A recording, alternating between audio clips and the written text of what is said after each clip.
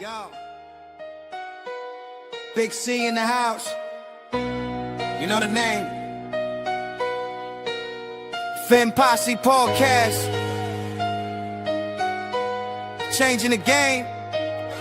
Fizz up high. Feel the aqua and orange. Miami Heat blazing. We scorching the floor. Marino the tour. We stacking the saga. Legacy deep, call it football nirvana. Big C, break it down, got the stats in his veins. Play-by-play knowledge like he's calling the chains. Fins flying on the field, opponents feel the blast. Tyreek cheetah speed, leaving DBs in the past. Waddle with the wiggle, defense with the clamp. Aqua drip so clean, whole squash the champ. Tune in, Big C, got the mic on lock. Finn Posse Podcast, it's the cream of the crop. Breaking news, hot takes, repping the block. For the Dolphin faithful, it's the one-stop shop. Finn Posse. We the voice of the fans. Miami stand tall, got the world in our hands. Best podcast, yo, ain't no debate.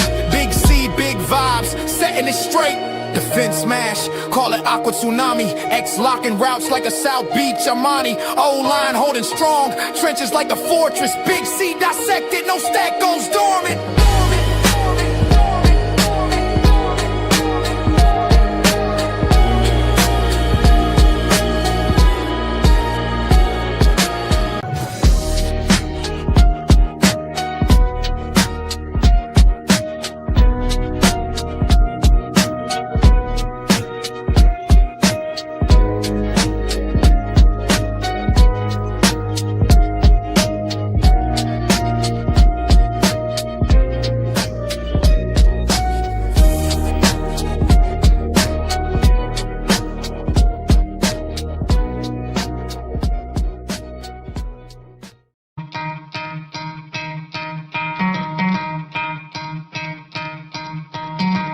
Try to play, but you're never gonna beat me. Look the other way, what I'm doing ain't easy. Bloody hands stained from the people who deceive me. Muddy hands break through the chains, go free me. Looking for change, looking for pain. Pulling a mob, pushing a train. I'll never stop, stick to a lane. Pick up the pieces and go rearrange. I'll be the best above all the rest, put me to the test and expect nothing less, you check as I'm chess, what's happening next, yeah. He got the venom, a tangible weapon, no coming in second. This life is a lesson, he got a new engine from pain, it's a blessing. New focus, no guessing, just bold and obsession, all in his position. What up, Finn fans? Welcome to another episode of the Finn Posse Podcast. I'm your host, Big C, and this is brought to you by Game Changers Media. How is everybody doing this morning? How is everybody doing this morning? Listen, I'm still riding high on last weekend's victory. I don't know. I'm probably going to ride high on that victory all the way until kickoff Sunday in Madrid. Because it just feels damn good to beat the Buffalo Bills. And, I hope that we can, hopefully soon, it doesn't have to feel like such a crazy occasion for us to beat Buffalo. Hopefully we can get back to beating Buffalo on a regular basis where it doesn't seem like it's such a grand achievement. But right now, I'm feeling it. I'm loving it. And I'm still so super stoked at the idea that we shut down the Buffalo Bills. I love the fact that our head coach, and you can criticize Mike McDaniel for a lot of things. You can say that he should not be the head coach moving forward, that you're ready for a change. And I'm not against those things. I'm not against the people that say those things. But if you don't like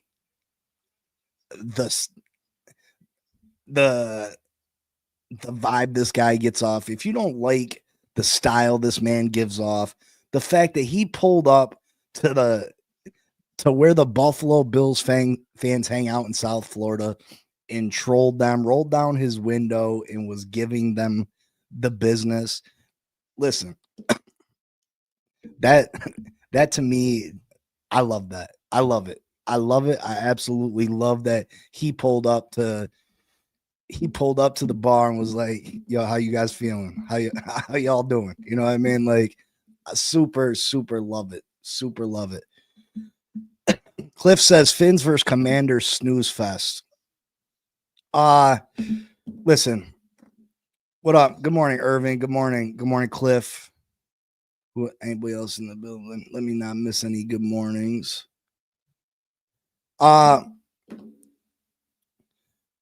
Irving says it would be nice to get a win streak heading into the bye week. You know, and a lot of people have different opinions on that. And I don't know how to feel. Would I love the Miami Dolphins to continue the win? As a fan, as strictly a fan, yes, of course. I love to watch the Miami Dolphins win on Sundays. It just makes my day. This is my team. I love this team. I love for them to win. But at the same time, does it hurt this football team to go on a winning streak? And we'll talk about the next few games. And we're not going to break down the Washington Dolphins game that much today because it's still fairly early in the week. Some things could still happen as far as injuries, players that are playing, players that are not playing, this, that, and the third. So we'll get more in depth in breaking down this game probably Friday, maybe Saturday morning. I'll do a real game breakdown. But the Miami Dolphins, if you take a look at the schedule, we have Washington, we have New Orleans, and we have the Jets, right? In between there, we have a bye. The Miami Dolphins, where are we sitting at? 3-7. We're sitting at 3-7. Over the course of the next 4 weeks, it's not unrealistic to think that we're sitting at 6-7. It's not unrealistic to think that we're sitting at 6-7. And then that puts you, especially the way that the AFC is rounding out right now. You got the Patriots playing at a very high level. Let's take a look at the standings. Let's take a look at the standings just so you can get an idea of, this has been a very weird season, a very, very weird season to me. Teams beating teams that, usually don't have any business beating them. So let's take a look. So the AFC East, 8-2 Patriots, obviously they're playing fantastic. They've won 7 straight. You got the Bills sitting at 6-3. They still have quite a few tough games ahead of them. So Buffalo could drop some games. The Dolphins 3-7, Jets 2-7. Jets have won 2 straight. But, you can't win football games on a consistent basis when your quarterback can't throw for 100 yards. So nobody should be concerned with the Jets. Steelers 5-4 leading the AFC North. The Steelers are very, very super inconsistent. There's no reason to believe that the Steelers can't lose another 3 or 4 games this year. You got the Ravens sitting at 4-5, who I think are going to go on a run. The Bengals sitting at 3-6. They're going to be getting Joe Burrow back sooner rather than later. But at the same time, how much does that do for them? Yeah, the offense will be considerably better, but their defense is still atrocious. You got the Cleveland Browns sitting at 2-7. They've been awful. They lost to the Jets last week. You got the Colts 8-2. They've been phenomenal. They're going to win the AFC South.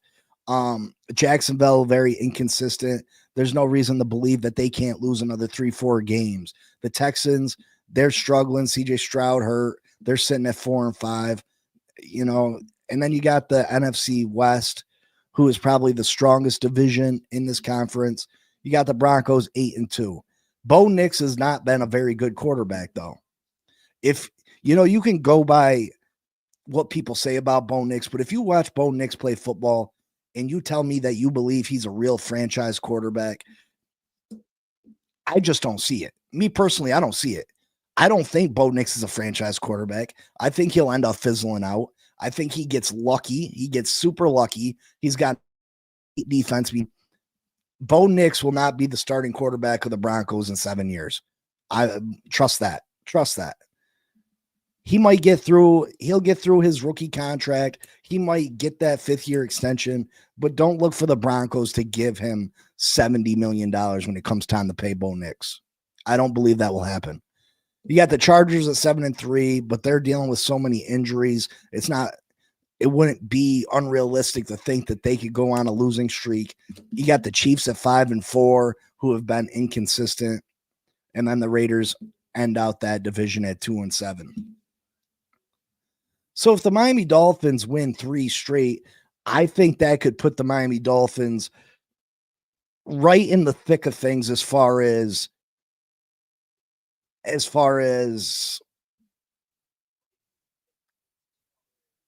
a playoff, the playoff race. I really do. And do I think that they deserve to go to the playoffs? No. Do I think let me make it clear. Let me make this clear to everyone who's listening. The Miami Dolphins are not going on some magical run. We don't have a chance at a Super Bowl. We don't have a chance at making the AFC Championship. It's just not realistic. The Miami Dolphins, if they play a perfect game, have an opportunity, and they could beat anybody. Cliff, it's my job to talk about every scenario. Do I believe that they're going to the playoffs? No, not at all. No, not at all.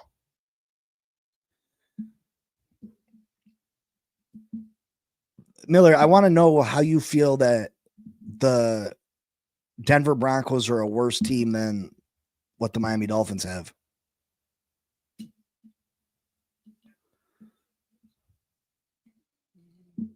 You know what I mean? How are the Denver Broncos a worse team than the Miami Dolphins have? The Denver Broncos are a top 3 defense, right? I'm pretty sure their offensive line is considerably better. But Cliff, you got to talk about all scenarios. Yeah, 3-7, it sounds real silly to talk about the playoffs. I agree. But if you look at the Miami Dolphins' next 3 games, there's a real chance that Miami could be sitting 6-7. And if you're sitting at 6-7, is it unrealistic to talk about playoffs? I mean, this team has a history of making late season runs and making a push towards the playoffs. Do I think that we end up getting there? No, I don't. I don't think that the Miami Dolphins make the playoffs. I don't. Again, hey, Cliff, I get you, brother. I get you. But you got to explore all possibilities. You explore all possibilities. Now we have the Washington Commanders who are sitting 3-7. And when at the beginning of the year, when I took a look at the schedule, this is why you can never count wins and losses at the beginning of the season. At the beginning of the season, you look at the schedule and you thought Washington was a definite loss. You thought Washington was going to be an L for the Miami Dolphins, or at least most people did. Washington was one of the better teams in the NFL last year. They made it all the way to the NFC Championship game, but they've been devastated by injuries, just absolutely devastated. Absolute devastated by injuries. Miller, a top 3 receiver don't mean nothing if you can't block in the running game, you can't block for your passing game, and you can't stop the run. I don't care. You can give, I just don't get it. Look what Patrick Mahomes and the Kansas City Chiefs did with a terrible offensive line against the Chiefs. It don't matter who you have at quarterback. It don't matter who you have at receiver. If you can't do the fundamental things in football, you're not going to be successful.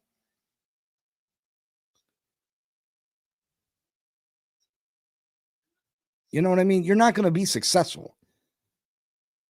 Tua has shown that he can win with not a top 3 receiver. If we can run the ball, Tua shows he can win. He's lost games with Tyreek, but won games with Malik Washington as the second wide receiver. Come on. He's won games with Lee Bolden. You know what I mean? Devontae Parker. That's not what Tua needs as a top 3 receiver. Tua needs a running game where the play action pass can open up for him. That's what Tua needs.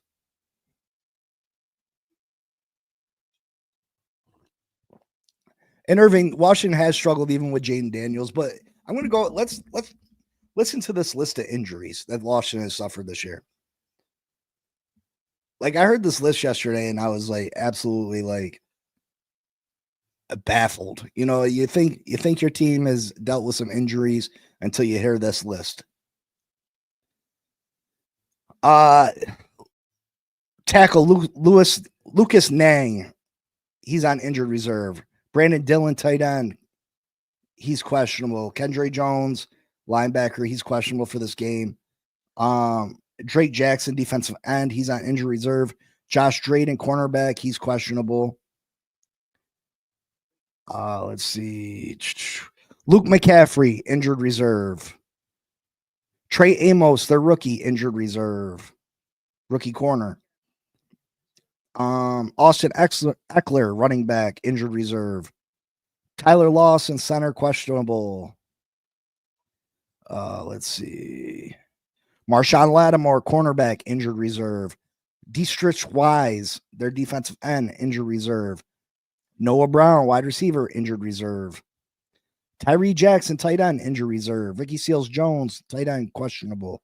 Darion Payne is suspended for this game.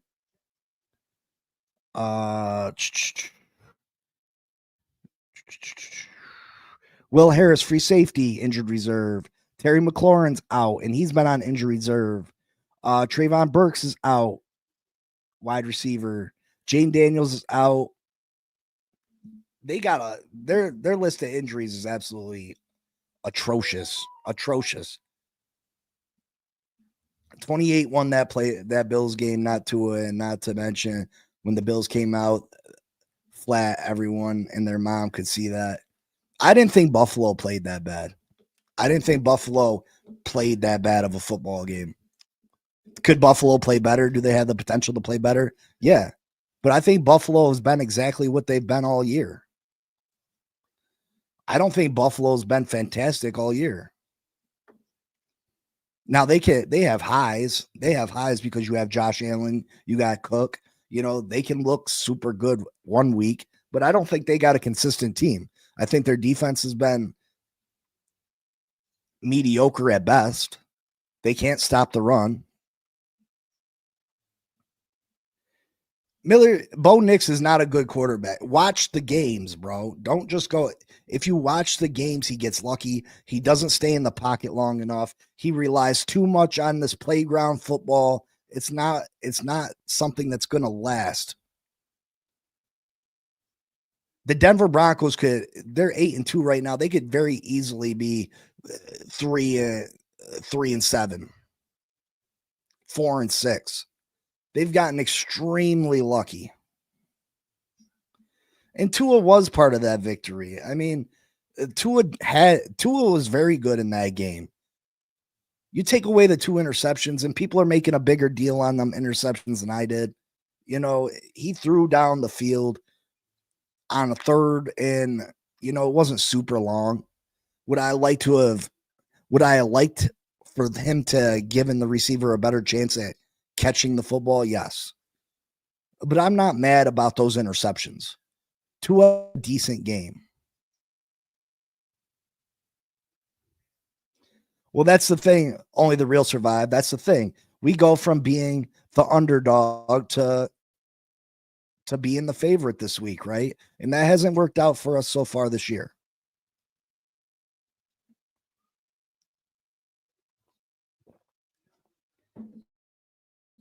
Yeah, I don't feel like the Buffalo Bills did not give us that game whatsoever. I'm not okay with that.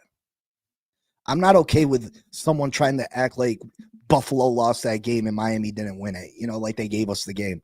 I'm not cool with that. I'm not okay with it. I'm not going to allow someone to sit here and say that. The turnovers, you can question the Josh Allen interception, but those fumbles, we went out there and we made them fumble the ball. They didn't just drop the ball or holding on to the ball loosely and the ball slipped out. No, we took those away. We punched that football out. We made plays to win that football game. We took advantage of a very weak Buffalo Bills run defense, and Devon Achane did have a great game. But to say that Tua didn't have anything to do with it, Tua didn't hit Waddle for a 50-yard touchdown. Perfect pass. He didn't do that. He didn't hit Malik Washington in the back of the end zone with a perfect pass.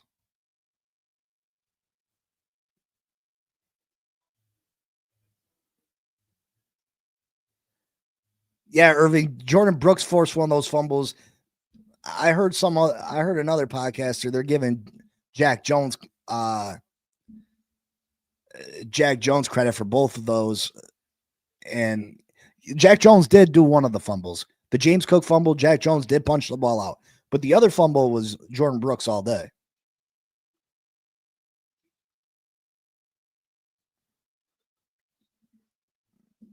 Only the real survive says I'm talking about the energy. You can tell they did not get off for us. I think that's what the Buffalo Bills have looked like pretty much all year, though. Buffalo doesn't have that Super Bowl team this year. They just don't. And then they're crying about the heat again. Like, I don't want to hear that shit.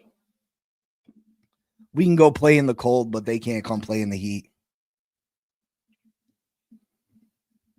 I agree, Irving. I agree.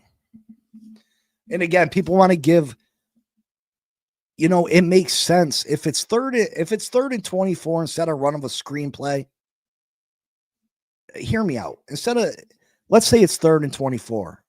And a lot of times the team will hand the ball off, or lots of times the team will do a little screenplay. Why not throw the ball deep downfield? And there's positive things that can happen when you throw the ball downfield. First off, the player can make the catch. They can make the catch. Secondly, there can be pass interference. There can be a pass interference and the ball gets moved down the field. And especially if it's at the end of the half, if it's at the end of the half and there's a defensive penalty, the offense will get another play. I'm not mad at throwing the football downfield. 3rd and 9, I think is manageable still. I wouldn't do it on 3rd and 9. 3rd and 10, I wouldn't do it on 3rd and 10. I think that's yards that you can get. But 3rd and 15, 3rd and 20, 3rd and 25, throw that ball down there and do exactly what Tua did on those 3rd and 9s and 3rd and 10s. They were arm punts. I'm not super mad with them. I'm not mad at that. They're better than Tua trying to throw the ball over the middle and turning the ball over. I'm not mad about those 2 interceptions. Miss Finn says, don't let them lie to you. Buffalo has some major issues. If teams stop Cook from contributing, I'm not sure Allen could be Superman and win it anymore. Again, check out Miss Finn's channel. I agree, Miss Finn's. Miss Finn's hit it right on the head. If you stop what the Buffalo Bills do to the highest degree, and that's run the football with James Cook, Josh Allen doesn't have the weapons to go out there and put it on you. Josh Allen is getting older in age. Now, Josh Allen made some great plays at the end of the game for the Buffalo Bills to get them down the field to score another touchdown. He is such a great quarterback. But at some point, when are the Buffalo Bills going to realize that Josh Allen can't do it on his own? The Buffalo Bills failed to get Jalen Waddle at the trade deadline because they didn't want to come off a 2026 first-round pick instead of a 2027 first-round pick. Shame on the Buffalo Bills front office. Shame on them. Because I think Jalen Waddle could have done a lot of great things for the Buffalo Bills. I'm happy that it didn't happen. I'm super stoked that it didn't happen because I would hate to see Jalen Waddle over in the Buffalo Bills uniform. But at some point, you continue. Same with Kansas City to a point. When's the last time Kansas City's had an elite wide receiver over there? You take advantage and you got a great quarterback, but get him some elite weapons. Go out and get him some elite weapons.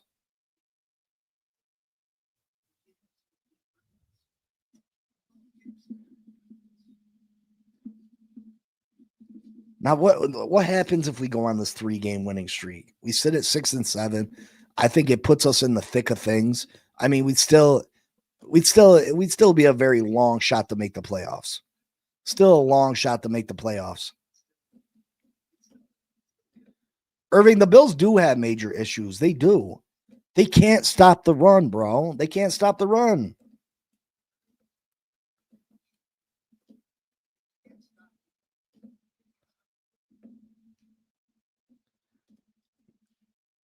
The Buffalo Bills can't stop the run, and they don't have an elite receiver.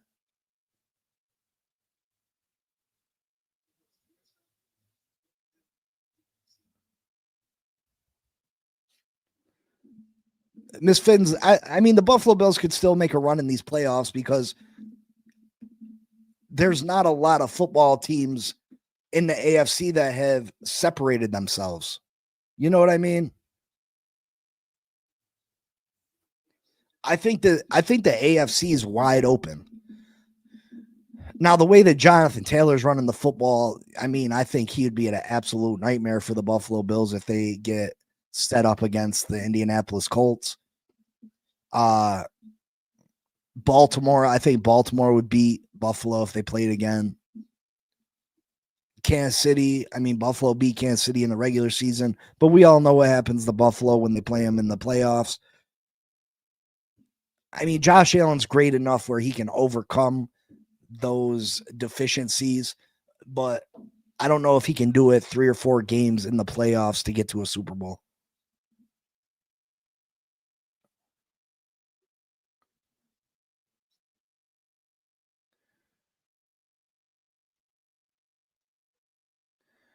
Miss Finn says, I get what you mean. The AFC is wide open, but with that being said, I don't think Bills are a shoe-in like they have been in the past. Yeah, and I don't feel like anybody's a real shoe-in right now. I mean, Indianapolis is going to make the playoffs. They're in a weak division. They're sitting at 8-2.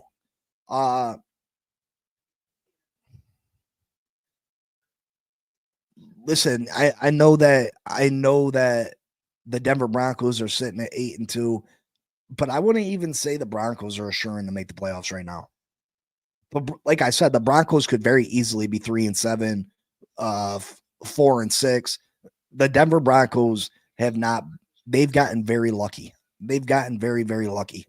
If you go back and look at their games this year, they've pulled off some last-second wins that, you know, took quite a bit of luck.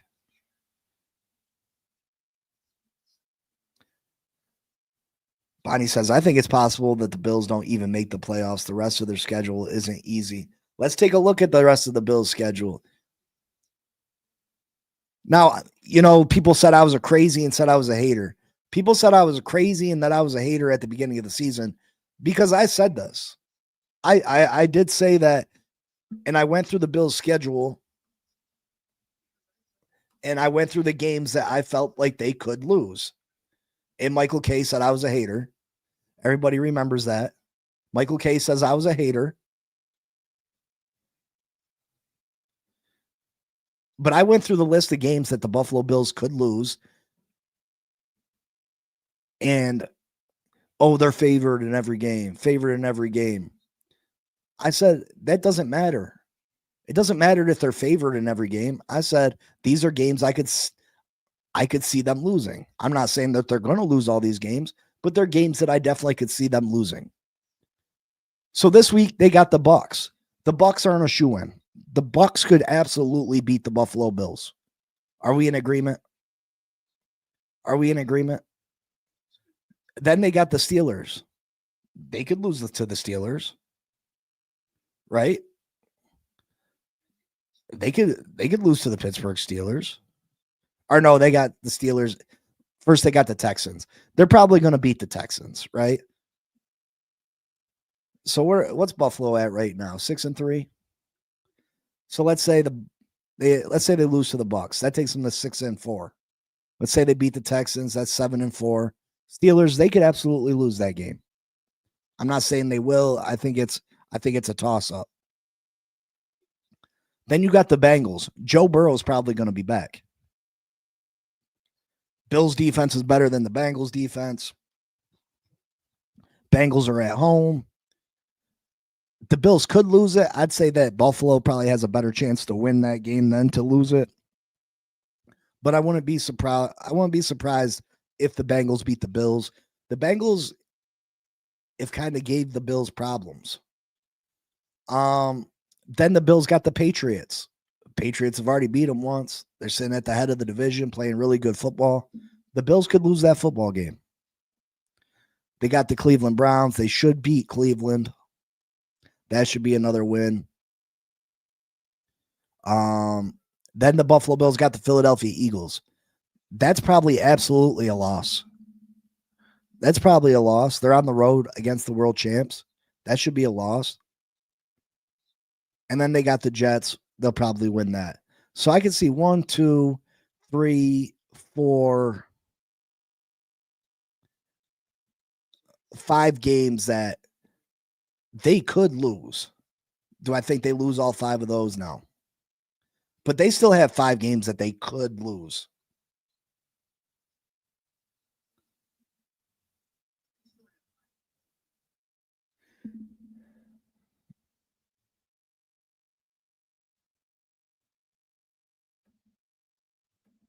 Make sure you hit that like button, subscribe, comment, share. I appreciate y'all. You know that.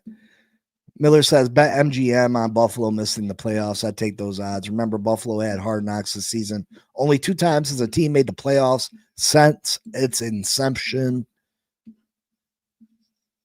Irving says, I'm glad Miami denied a first and a third for Waddle from Buffalo, but that is a damn good deal. Listen, that is a pretty good deal for Waddle. I ain't gonna lie. A first and a third for Waddle. But you can't trade him in division. I think Miami takes that trade if it's not in division. What do you guys think? You think they take that trade if it's not to the Buffalo Bills? I think they might. Irving says they'll probably beat the Bucs, Steelers, Jets, and Browns. I wouldn't listen, Baker Mayfield is a very good quarterback. They got a pretty good defense. I wouldn't guarantee that the Bucs lose to the Buffalo Bills.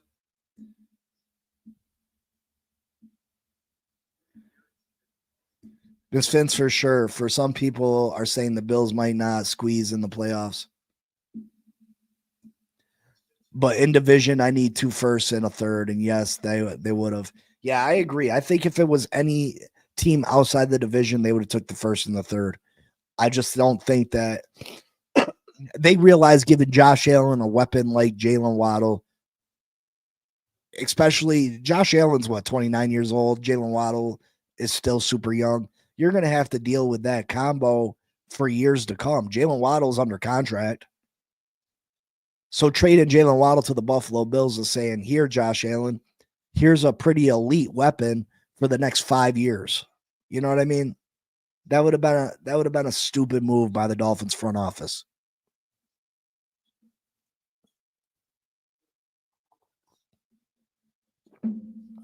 I mean, Miller, a 2020, a first is a first. You know what I mean?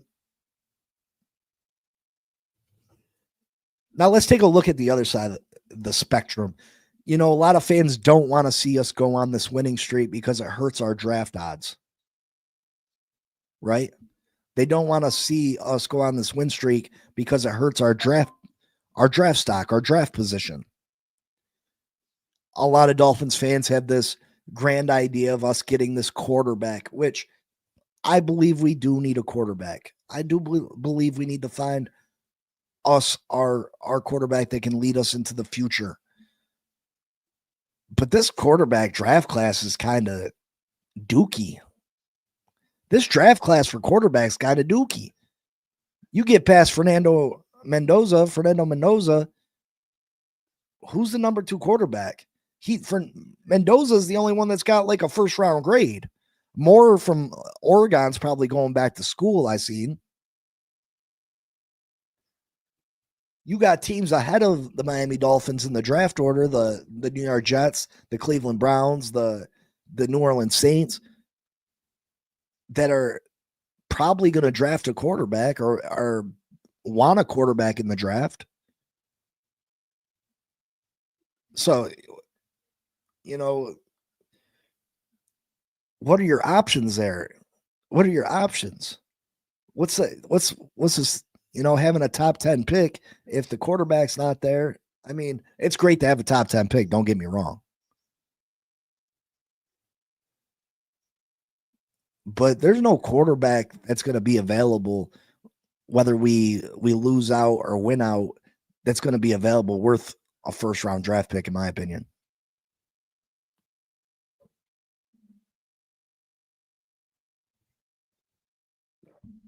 Yeah, I forgot about Lenore Sellers. Lenore Sellers going back to college.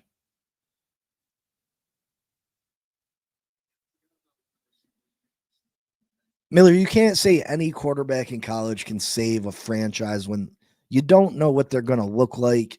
Like, there's been too many instances where college players are absolutely great. They get to the NFL and they just don't pan out. It's a different game, it's a different situation. So next year's draft class should be, next 2027's quarterback class should be loaded.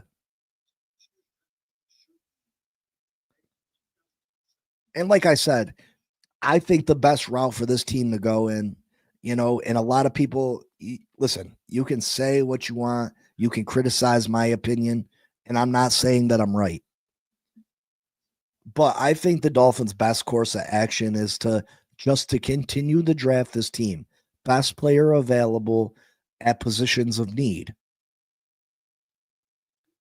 Best player available at positions of need. And I mean, there's a lot of positions of need on this football team. But I think if you do that again this year, in 2026 draft, maybe you keep Mike McDaniel and Tua around just because of Tua's contract. I don't think it makes sense to replace one and not the other. If you're going to keep Tua, you might as well keep McDaniel and vice versa. Not vice versa, but you can't get out of the Tua contract. Because I'm not going to lie, I would love to see what Mike McDaniel could do with a quarterback that has all the weapons. I'd love to see what Mike McDaniel could do with a scrambling quarterback. I'd love to see what Mike McDaniel could do with a quarterback that has a rocket arm. I would love to see what Mike McDaniel could do with Josh Allen. Because I think Mike McDaniel is a very bright offensive play caller. And I think Mike McDaniel's play calling has been very limited because of Tua Tagovailoa. But if you're going to keep Tua, you might as well keep Mike McDaniel for one more year. And then, like I said, 2026 draft, best player available at a position of need.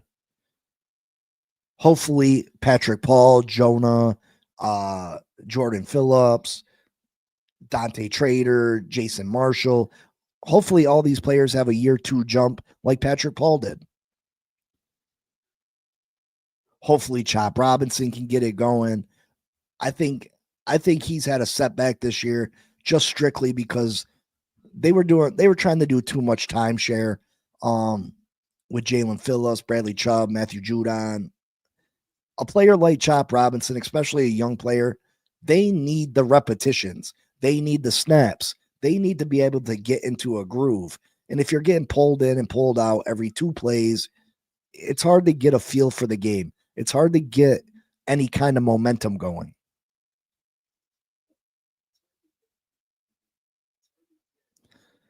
It's like if you're playing a game of pickup basketball. If you take a shot, 2 shots a quarter, and you're getting pulled in and put out the game, you're not gonna get a chance to heat up. You're not gonna get a chance to get going, feeling it.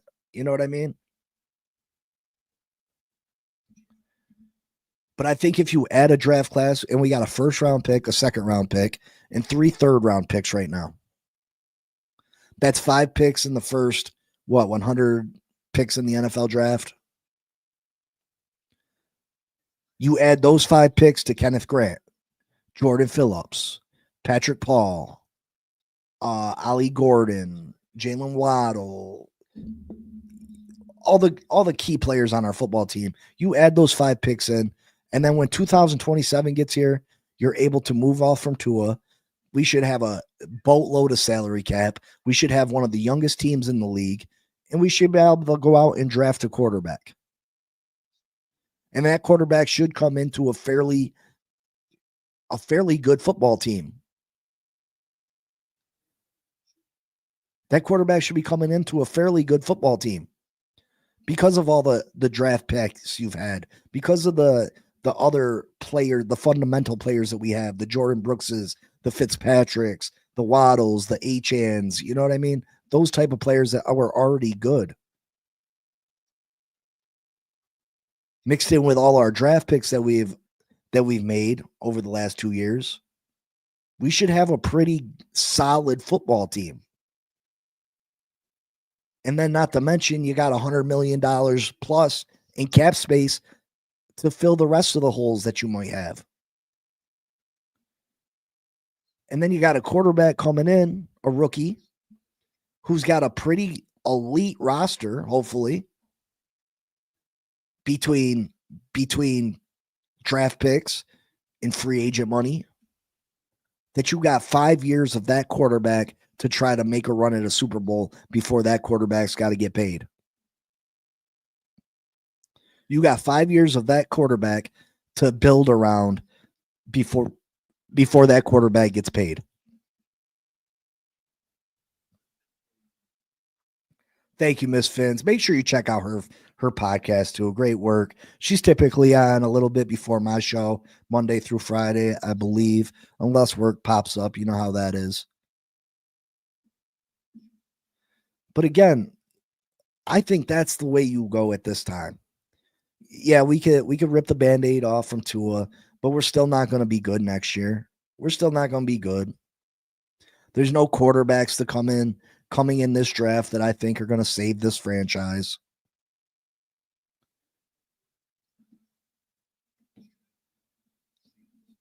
And that Misfit says yes. And with the team you're referring to, we'd probably put ourselves in success for several years. That's the key, right? That's the ultimate goal, is to build a winner for years to come. We don't want to build it. I mean, I think a lot of us would be happy if we built a team, even if we only went to one Super Bowl, won one Super Bowl, and then the whole team had to be torn apart. I think a lot of us would be happy just to get that Super Bowl. But a lot of us would like to see this team be good for the next 10, 15 years. And I think if you go about it that way, by keeping McDaniel into a one more year, continuing to build this roster from the inside out, you hire a competent general manager this offseason that knows how to build a football team. And I'm talking about through the trenches, and, you continue to work that offensive line. You continue to fix that defensive line. We get some corners. Like I said, best player available. And then in 27, you can move on from McDaniel. You can move on from Tua. You can go get the head coach of your choice, because the coaching prospects out there will look at this roster. They'll be like, damn, the Miami Dolphins got a lot of young players, a lot of young talent on this team. Damn, the Miami Dolphins got $130 million in cap space. Damn, the Miami Dolphins are going to let me pick my quarterback. Damn, the Miami Dolphins are in South Florida. The weather's pretty nice down there. You'll be able to have your pick of coaching candidates. This will be the number one wanted job in the NFL. And then you hire your next head coach. You let him come in. You pick your quarterback. And then for the next 5 years, you pay your quarterback a rookie contract, and you build around him. You just continue to build around that quarterback. For the next 5 years, you got a real opportunity to be one of the premier franchises in the NFL.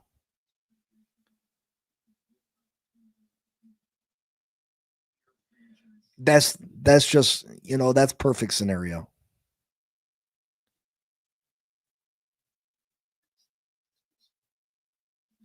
I agree, Ms. Fins. And any GM would look at the fact that we are cleaning house in the front office to say, I can build my team here. Yes, it's a blank slate. It's a blank slate. If we can get through, excuse me, if we can get through 2026, it's a blank slate.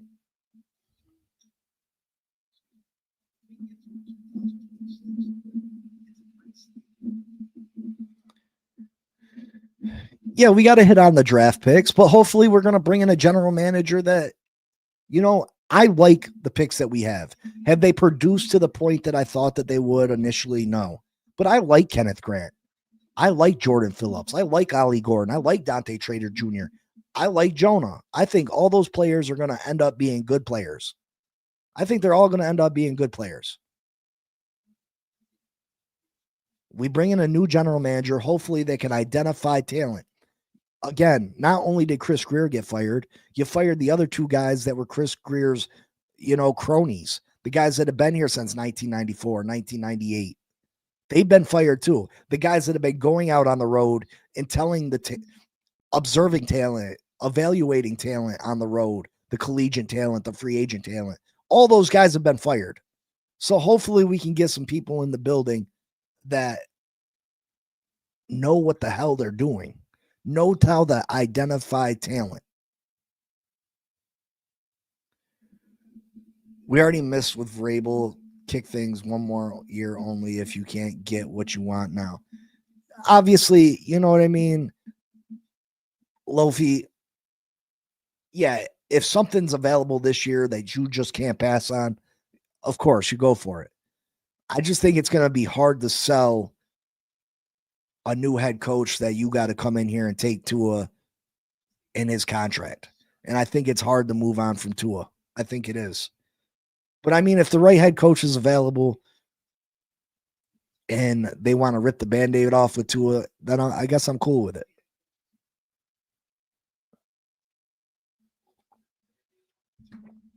Miss Fins, isn't it crazy that they were here for 28 and 32 years? The same set of eyes evaluating talent for a football team that hasn't won a playoff game in 25 years. Why haven't these guys been replaced way before this? These are the same guys that are missing out on TJ Watts and Matt Ryans and Aaron Rodgers and, all these players they're missing out on, yet they kept their job for that long.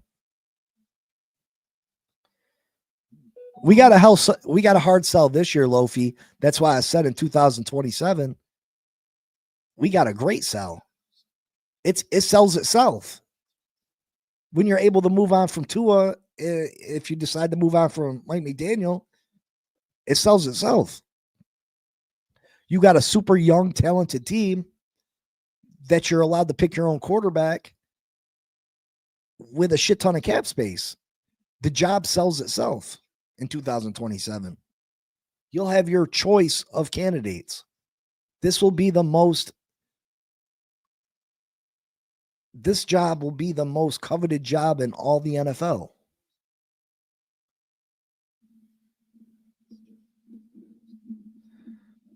Mike McDaniel didn't pick the GM. Come on. We need to continue to clean house in the front office, and that would entice experienced GMs to consider Miami this young core. I agree, Miss Fins. Whoever else needs to go, needs to go. If you're in the front office, it's time for you to move on. Whoever else is in the front office needs to move on.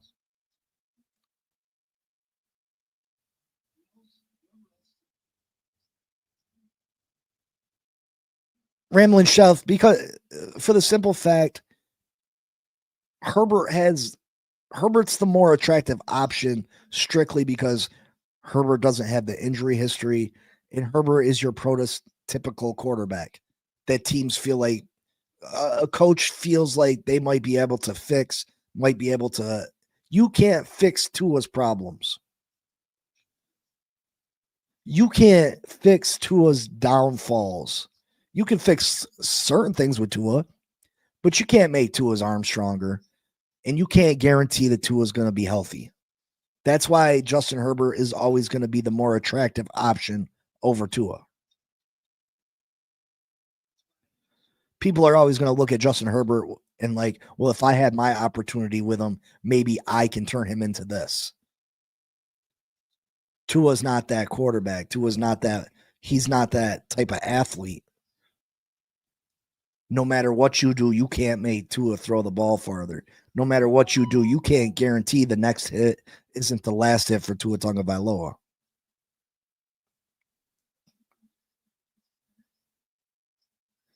You can't fix those problems with Tua, though, brother. Tua's physical limitations are the key factor in that. Can you fix certain aspects of Tua's game? Sure, I'm sure there's things that Tua can improve on. I'm a firm believer that people can continue to get better at things throughout their life.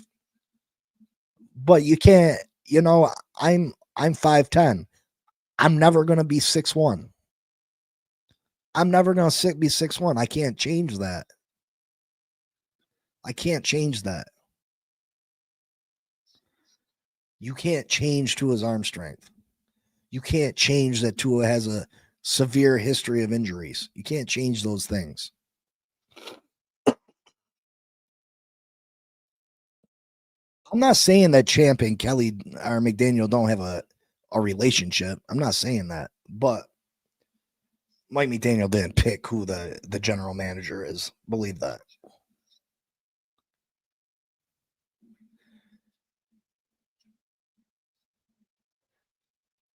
Lofi, I'm not gonna lie. When Tua's playing good football, and this Dolphins team is able to run the football, I like watching the Miami Dolphins. I loved watching them in 23. I think Tua's an interesting watch, an exciting watch. Yeah, he's not going to take off and run, but Tua can put the ball where it needs to be for the most part. So I'm not going to say that I don't enjoy watching Tua play when Tua's playing at a high level. I most certainly do. Thank you, Irving. I appreciate it, brother.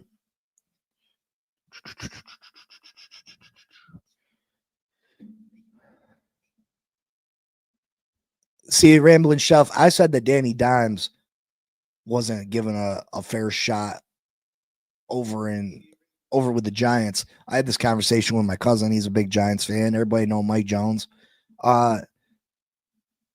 They never gave him a full team, but again, Danny Dimes is limited in some of the things he can do as well. Lofi, I get you, brother. I feel you. And maybe it's the skilled players that were surrounding Tua that made Tua exciting to watch. The Tyreeks, the Waddles, the Hills. You know what I mean? Maybe it was those players that made Tua more exciting to watch. Mike Jones.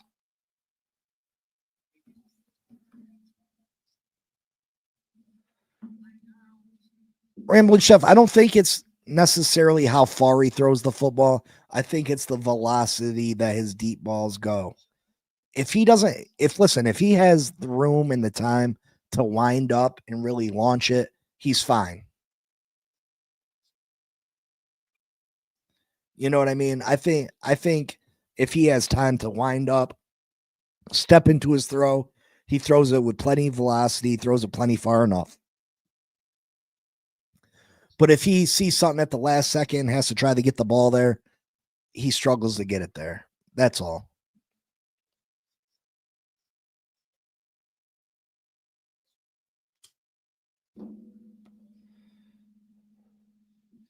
But I want to hear from you guys in the future. What's your course of action for this football team? Are you cool with going on a winning streak and trying to, you push this season till you can't push it no more, see what you can do, win the games you can win, and hopefully, when all's said and done, you're fighting for a playoff spot at the end of the year, which I know is a long shot, and I know I'm not saying that that's what's going to happen. You know what I mean? Or do you want to see us lose out so we can have the best possible draft pick we can this year? That it's pointless. We're not making the playoffs. We need to lose these games. I get both sides. I get both sides. And there's a part of me that's like, yeah, let's lose these games. Let's lose these games. I just know when Sunday morning hits, I put my Dolphins hat on, or I sit down to watch my Dolphins. I'm cheering for them to win, and I can't help it. I can't help it. I just can't help it. Make sure you hit that like button for me, please. Subscribe, please. I'm getting closer and closer to that 1,000 mark. I was at 850. I lost one to 849. I'm trying to get to that 1,000. You guys have been great. Make sure you hit that like button. Show your support. Share. Hit the notifications. We got a big giveaway coming for that 1,000. We're going to have a party up in here. Big giveaway. Big news once we hit 1,000. Matter of fact, this whole channel going to change when we hit 1,000. The cosmetics of it, everything. The day that we hit 1,000 and you tune in the next morning, this show will look completely different. This show will look completely different.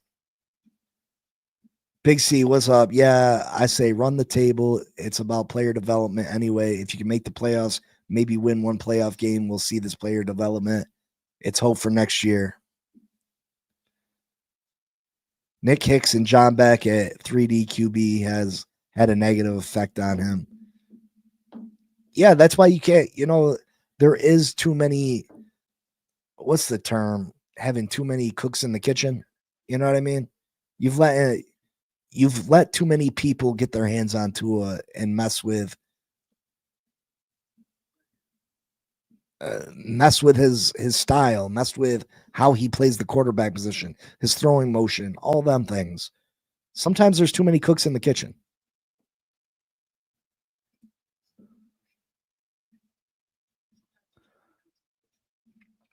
But I will be back tomorrow. We'll break down this Dolphins-Washington game more in depth. I appreciate you all. I love you all. Make sure you check out Miss Finn's channel. Hit that like button, subscribe, comment, share, and we'll see where this team takes us. When this team plays good football, the team can compete with most teams. This team can win most games. But it's a struggle to get them all playing at the same time. Also, we got some good news. Austin Jackson is back to practicing. Larry Borum has played better than what I ever expected him to, but Austin Jackson has returned to practice. After the Washington game, we have our bye week. Hopefully we can get Daniels back. Hopefully we can get Darren Waller back. We may have some players coming back. We may have some backup. You know what I mean? We may be getting stronger for the stretch run. That is something you have to take into account also. That this team is going to get stronger down the stretch. So as good as we've been playing, can you imagine adding Waller to that? Can you imagine adding Austin Jackson and James Daniels to this offensive line? The way that Achan's been running the football, if we can get them two guys back, we can be very dangerous. And at the very least, maybe we can be a team that hurts other people's playoff shots. If we can knock out the Pittsburgh Steelers from the playoffs, if we can knock out the Cincinnati Bengals from the playoffs, if we can, knock the Buffalo or the New England Patriots off their because I hate the Patriots too. I hate them too. So I don't want to see them succeed. But I love y'all. I appreciate y'all. I'll see y'all tomorrow. You know what it is. Fins up. Peace. Yo. Big C in the house. You know the name. Fin Posse Podcast. Changing the game. Fins up high. Feel the aqua and orange. Miami heat blazing, we scorching the floor. Marino the tour, we stacking the saga. Legacy deep, call it football nirvana. Big C, break it down, got the stats in his veins. Play by play knowledge like he's calling the chains. Fins flying on the field, opponents feel the blast. Tyreek cheetah speed, leaving DBs in the past. Waddle with the wiggle, defense with the clamp. Aqua drip so clean, whole squash the champ. Tune in, Big C, got the mic on lock. Fin Posse Posse podcast, it's the cream of the crop. Breaking news, hot takes, repping the block. For the Dolphin faithful, it's the one-stop shop. Fin Posse, we the voice of the fans. Miami stand tall, got the world in our hands. Best podcast, yo, ain't no debate. Big C, big vibes, setting it straight. Defense smash, call it aqua tsunami. X locking routes like a South Beach Armani. O-line holding strong, trenches like a fortress. Big C dissected, no stack goes dormant.